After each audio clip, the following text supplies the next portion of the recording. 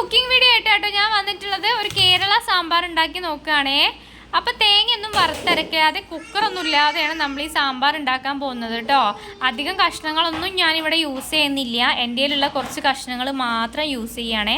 അപ്പോൾ ഞാൻ കഷ്ണങ്ങളൊക്കെ ഇവിടെ കട്ട് ചെയ്ത് വെച്ചിട്ടുണ്ട് കേട്ടോ. കഴുകി വെച്ച പരിപ്പിലേക്ക് ഒരു 1/2 ടീസ്പൂൺ മഞ്ഞൾപ്പൊടിയും ഉപ്പും വെള്ളവും ചേർത്ത് ഒന്ന് വേവിക്കാൻ വെച്ചിട്ടുണ്ട്. ഒരു ഇത്തിരി പുളി വെള്ളത്തിലിട്ടിട്ടുണ്ട്. നമ്മുടെ പരിപ്പ് ഇതാ അവിടെ വെന്ത് വരുന്നുണ്ട്. ആ സമയം കൊണ്ട് ഇതാ അവിടെ വെണ്ടയ്ക്ക ഒന്ന് മൂപ്പിച്ചെടുക്കുന്നുണ്ടേ. പരിപ്പ് ഇതാ അവിടെ അടിപൊളിയായിട്ട് വെന്ത് കിട്ടിയിട്ടുണ്ട് കേട്ടോ. ഒന്ന് നമുക്ക് കഷ്ണങ്ങൾ ഇതിലേക്ക് ചേർത്ത് കൊടുക്കണം കേട്ടോ. ആദ്യം ചേർത്ത് കൊടുക്കുന്നത് നല്ല വേവുള്ള കഷ്ണങ്ങളാണേ. പച്ചക്കായ, ഉരുളൻകിഴങ്ങ് അങ്ങനത്തെ കഷ്ണങ്ങൾക്ക് വേവ് കൂടുതലാണ് കേട്ടോ. അതേപോലെ തന്നെ മത്തങ്ങ, കൈപ്പയ്ക്ക, പടവലങ്ങ അങ്ങനത്തെ കഷ്ണങ്ങളൊക്കെ ഞാൻ ചേർത്ത് കൊടുത്തിട്ടുണ്ട്. ഇത് നന്നായിട്ടൊന്ന് വേവിച്ചെടുക്കണം. നമ്മുടെ കഷ്ണങ്ങൾ ഇത് അവിടെ വെന്ത് കിട്ടിയിട്ടുണ്ട്. വെള്ളമൊക്കെ വറ്റി വന്നിട്ടുണ്ട്.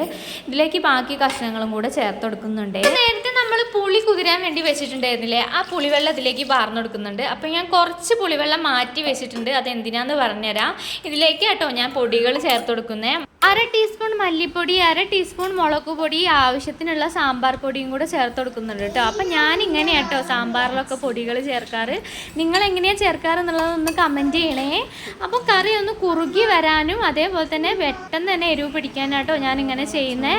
അപ്പം നമ്മുടെ കഷ്ണങ്ങളൊക്കെ ഒന്ന് വേവിച്ചെടുക്കണേ. നമ്മുടെ കറി ഇതാ അവിടെ കുറുകി വന്നിട്ടുണ്ട് കേട്ടോ. നല്ല അടിപൊളിയായിട്ട് കിട്ടിയിട്ടുണ്ട്. അപ്പോൾ ഒരു കഷ്ണം കായും പിന്നെ നമ്മൾ നേരത്തെ വാട്ടി വെച്ചിട്ടുള്ള വെണ്ടയ്ക്കയും കൂടെ ചേർത്ത് കൊടുത്ത് കറി നന്നായിട്ട് മിക്സ് ചെയ്ത് എടുക്കുന്നുണ്ട്.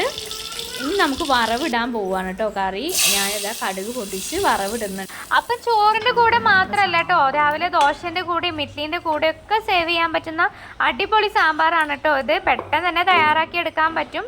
എൻ്റെ വീഡിയോസൊക്കെ ഇഷ്ടമാണെങ്കിൽ സബ്സ്ക്രൈബ് ചെയ്ത് സപ്പോർട്ട് ചെയ്യണേ. നെക്സ്റ്റ് വീഡിയോ ആയിട്ട് കാണുന്നവരെ ടാറ്റാ.